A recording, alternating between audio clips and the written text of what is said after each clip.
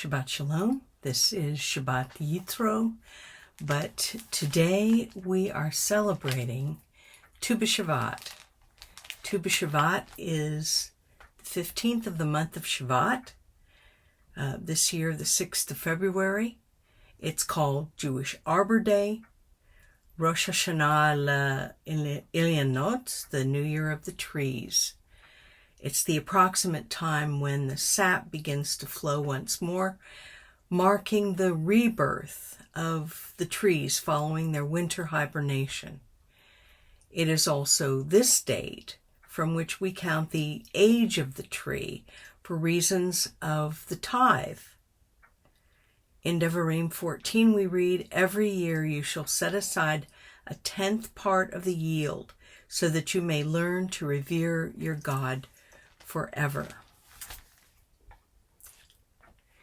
Trees are very much a part of our history and our past. I'd like to look briefly this morning at our past.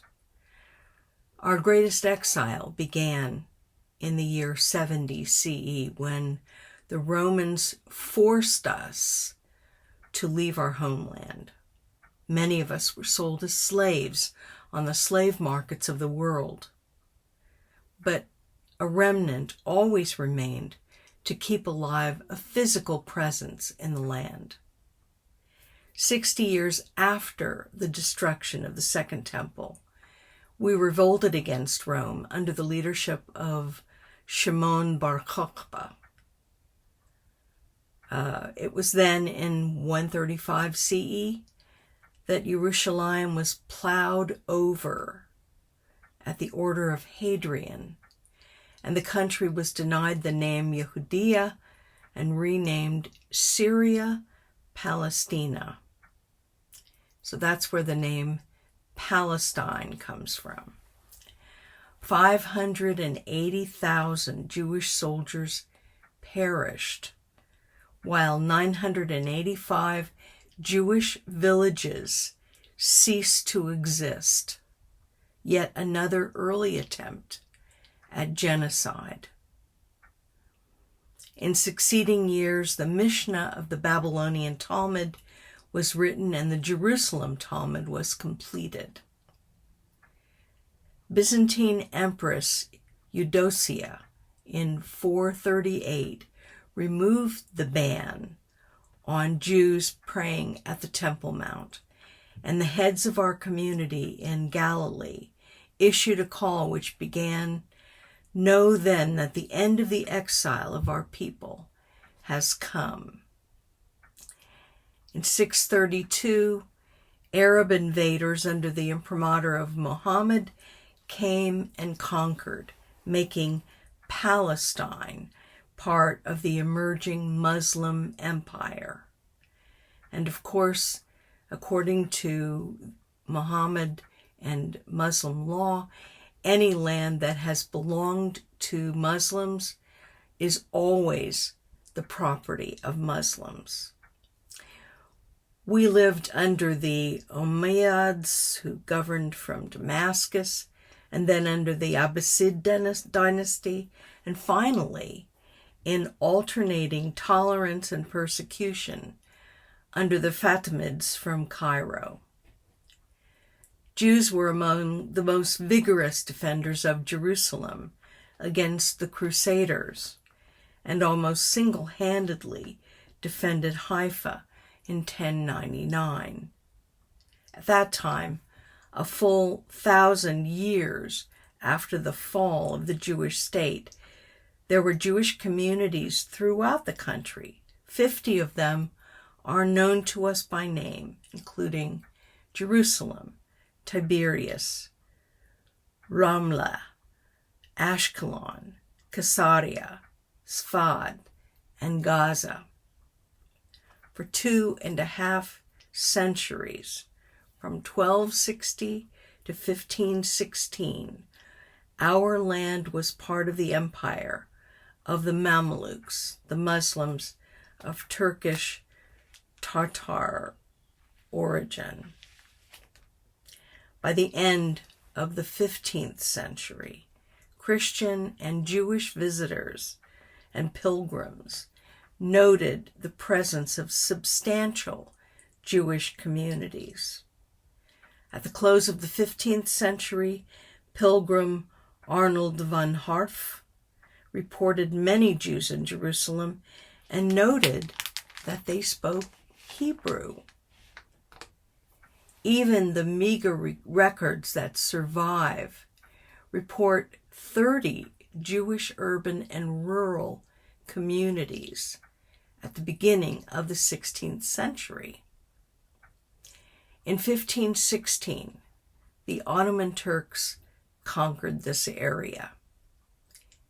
In the first generation after their conquest, they were tolerant of the 30 Jewish communities recorded.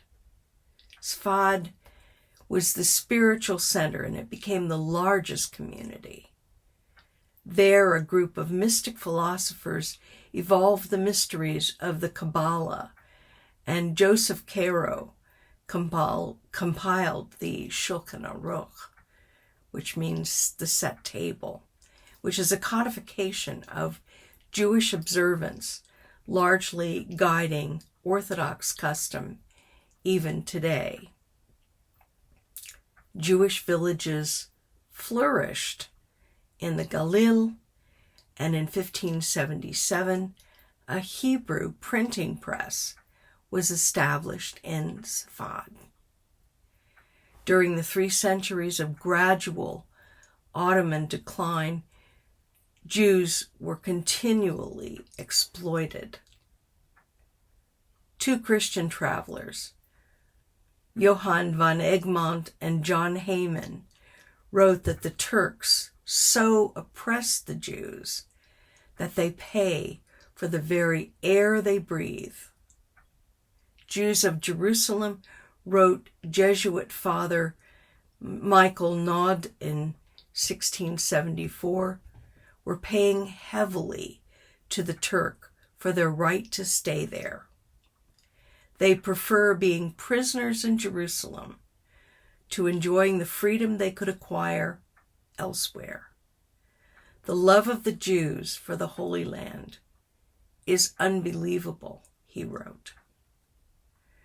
During the 18th century, anarchy under Ottoman rule grew. As the essentials of life became unattainable, the Jewish community contracted, although waves of immigration continued. So we see groups of Jews from Italy, Morocco, Turkey, and also Galicia, Austrian Poland, where my family is from, and Lithuania, arriving in the land. But the land itself was denuded. It was derelict. It was depopulated.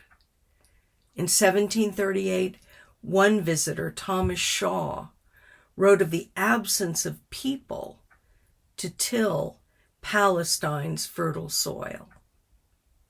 In 1785, Count Constantine de Volney from Paris, historian and philosopher of the 18th century, visited the land.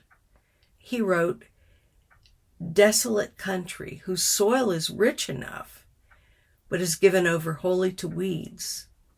A silent, mournful expanse. A desolation is here that not even imagination can grace with the pomp of life and action. We reached Tabor safely. We never saw a human being on the whole route. There was hardly a tree or a shrub anywhere. Even the olive and the rushes, those fast friends of a worthless soil, had almost deserted the country." So overwhelming was his impression of irreversible desolation that he concluded this country would never come to life again.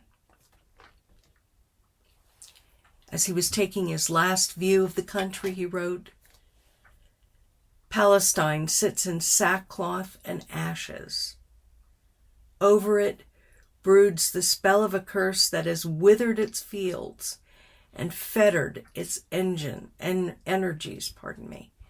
Palestine is no more of this workaday world. It is sacred poetry and tradition. It is dreamland. He estimated that in 1785 there were no more than 200,000 people in the country.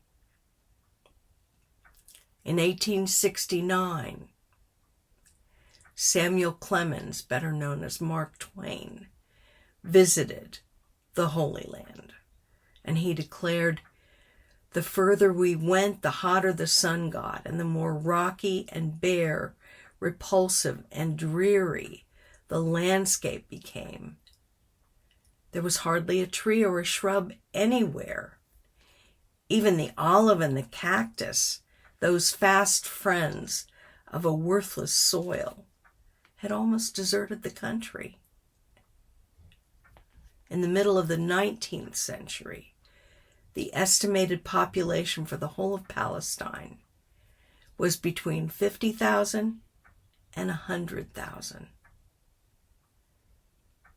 As one writer has said, the Jew found refuge in the embattled homestead, his original abode, populating it continuously through 2,000 years.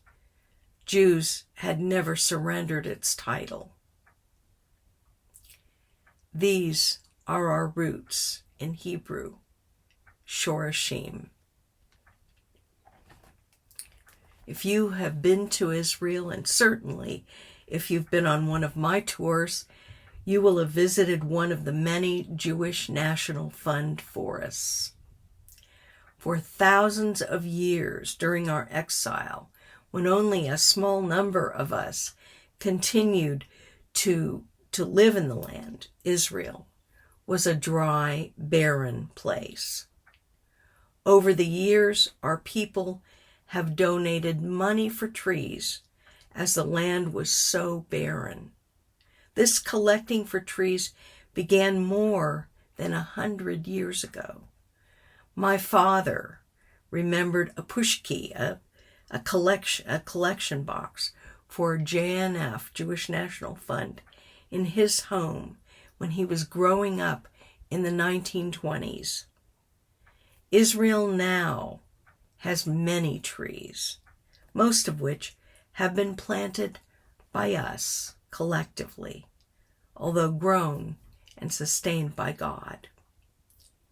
If you do not believe what has been accomplished, watch the movie Exodus, filmed in 1960, at a time when there was still many barren areas in Israel. So here we are in the middle of winter, a great time to talk about replanting. My maternal grandmother studied botany in college and would often replant plants when they got root bound, and I watched her do this. She explained that the roots would expand into the new place and greater growth would occur in the plant.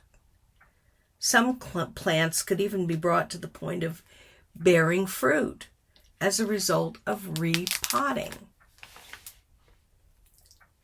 Shoresh and Shoreshim are also appropriate words to use of our spiritual condition.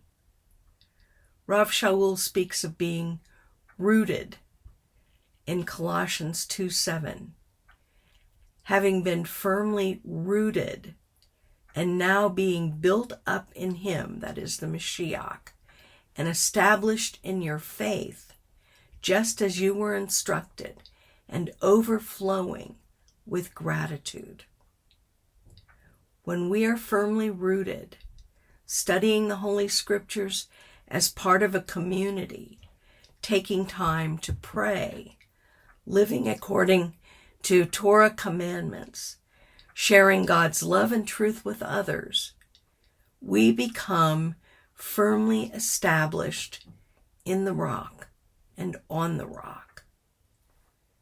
Rav Yeshua declared, "Therefore, everyone who hears these words of mine and acts upon them may be compared to a wise man who built his house upon the rock.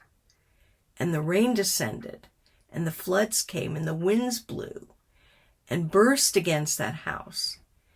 And yet it did not fall, for it had been founded upon the rock." Matthew 7. Adonai promises us protection when we are firmly established and rooted in him. In righteousness you will be established. You will be far from oppression, for you will not fear, and far from terror, for it will not come near you. Yeshayahu 54. The psalmist said, He brought me up out of the pit of destruction, out of the miry clay, and he set my feet upon a rock, making my footsteps firm. And he put a new song in my mouth, a song of praise to our God. Many will see and fear and will trust in the Lord. Tehillim 40. The promise to us is that we may be stirred, but we will never be shaken when we are rooted in Hashem. Tehillim 112 notes this, "For he will never be shaken. The righteous will be remembered forever. He will not fear evil tidings. His heart is steadfast, trusting in the Lord. And he only is my rock and my salvation, my stronghold. I shall not be greatly shaken." Tu B'Shabbat, a wonderful time to remember the blessings of God upon our land, goes deeper than just planting trees. This is yet another opportunity for renewal and replanting. God knows we need these opportunities, which is why he has provided so many of them for us. Our desire to be fruitful. We want to be fruit-bearing trees. Although ornamental trees are nice to look at, they bear no fruit. When I visited Spain some years ago, I was in Marbella. There are some beautiful orange trees lining its streets. And I was told this story. The Marbellans love to encourage tourists to take oranges from the trees.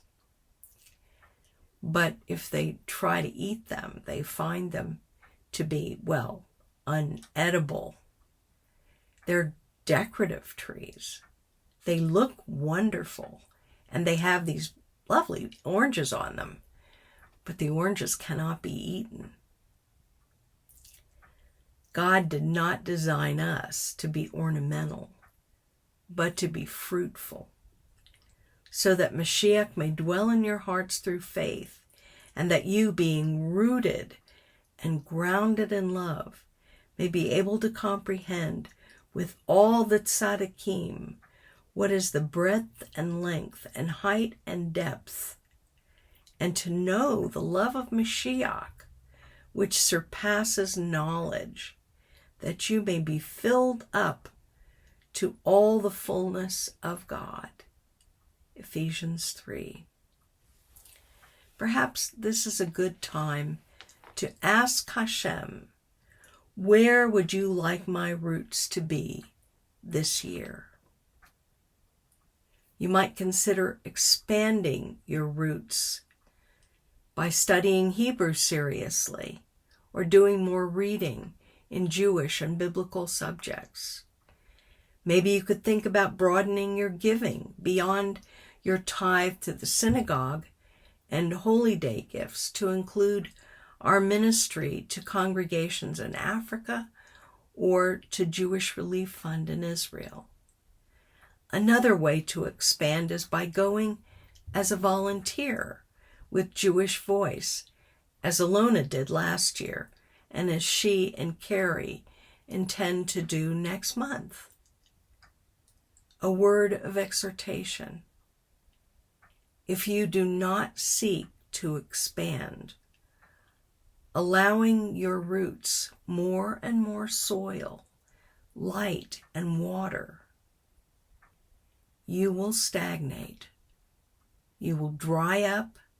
You will be fruitless, signaling decline. And now, as we look more closely at the 7 species, we are reminded of God's promises to us as a people. Pardon me. For the Lord your God is bringing you into a good land, a land of wheat and barley, vines and fig trees and pomegranates, a land of olive trees and date honey. Nothing can connect you to Israel more than the fruit of the land. The 7 species called Shabbat Hamanim in Hebrew are listed in Torah as the 7 agricultural products that bless the land of Israel. In Devarim, Israel is described by its produce, a land of wheat, barley, vines and fig trees, and pomegranates, olive trees, and date honey, making up the 7 species. Historically, these 7 contain so much significance within Jewish culture. During biblical times, these were the main foods that were consumed in the land of Israel. As fruits of the land, the 7 species have an element of holiness to them, and therefore a special blessing is said after their consumption. Each year, the first fruits of the harvest of these 7 species were offered to God at the temple during the festival of Shavuot, according to God's command. The 7 species still play a large role in Jewish life, as they have for centuries. In recent years, it has become popular to have a special meal, a Seder, as we are doing, highlighting the 7 species at Tu B'Shavat. And, of course, if you're not able to be with us in person, you might want to do this at home. In Israel, not only are the 7 species consumed on the holidays, but these fruits are eaten throughout the year according to their season. The 7 species have become incorporated into Israeli home decoration as well. Michael Levy, the CEO of Tasting the World, took his passion for the 7 species to a whole new level. His line of beauty products and soaps, called Shabbat, meaning the 7, incorporate all the 7 species. We buy products made in Israel in order to bring us closer to the land of Israel and to encourage and support our people. One way I do this is through a monthly box from Yehudia and Shomron, which always contains at least one product made from one of the 7 species. And here are the blessings over the 7 species. Baruch atah Adonai Eloheinu melech ha'olam barei peri hagofen, for wine and grapes. Baruch atah Adonai Eloheinu melech ha'olam hamotzi lechem min ha'aretz, for bread, the product of barley and wheat. Baruch atah Adonai Eloheinu melech ha'olam barei peri ha'etz, the fruit of the trees. Baruch atah Adonai Eloheinu melech ha'olam barei peri ha'adamah, for fruits and vegetables of the earth.